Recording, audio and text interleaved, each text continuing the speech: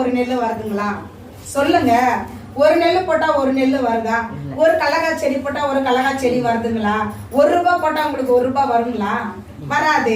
பல மடங்கா எப்படி நெல்லு வந்து அரிசி எவ்வளவு மிகுதியா கிடைக்குதோ, கலகம் விவசாயிகளுக்கு எப்படி அறுவடை மிகுதா கிடைக்குதோ, அது போலதான் கர்த்தரோட நீங்க இருந்தீங்கன்னா உங்க குடும்பம் உங்க களஞ்சியத்தை ஆசீர்வதிக்க வல்லவராய் இருக்கிறார். ஹல்லேலூயா.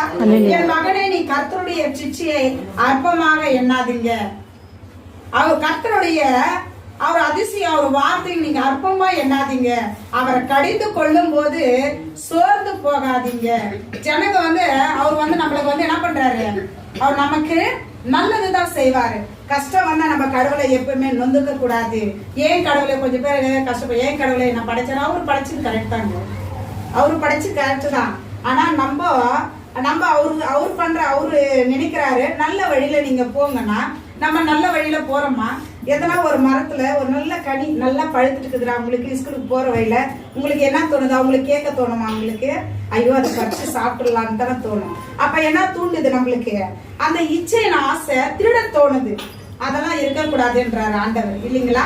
அதெல்லாம் கண்டிப்பா நம்ம இருக்கக்கூடாது. என் மகனே, நீ கர்த்தருடைய சிட்சியை அற்பமா எண்ணாதே, அவர் கடித்து கொள்ளும் போது சோர்ந்து போகாதே.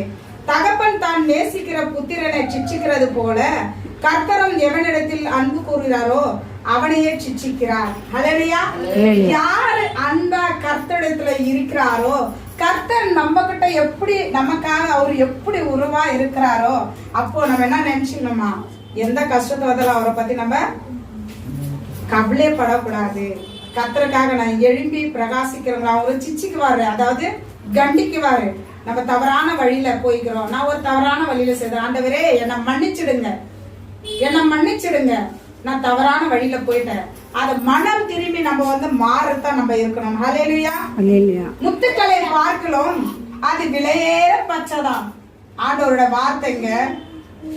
முத்துக்களை பார்க்கலாம் விலையேற பச்சது, நீ இச்சிக்கத்தக்கது ஒன்றும் அதற்கு நிகர் இல்லை. அதன் வார்த்தை வெள்ளி வர்த்தகிலும் அதன் ஆதாய பசும் பொன்னிலும் உத்தமமானது. ஒவ்வொரு வார்த்தையும் ஆண்டவர் கூட என்ன பண்ணுமா? வலது கையில ஒரு அதன் வலது கையில் தீர்க்காயும் அதன் இடது கையில் செல்வமும் கனமும் இருக்கிறது. ஹல்லேலூயா. ஆண்டவர் நம்ம கூட இருந்தா என்ன இருக்குதுங்களா பாருங்களா? வலது கையில என்ன இருக்குதுன்னு சொன்னவங்களுக்கு, அவர் வலது கையில என்ன இருக்குது? தீர்க்காயுசு. ஓகேங்களா?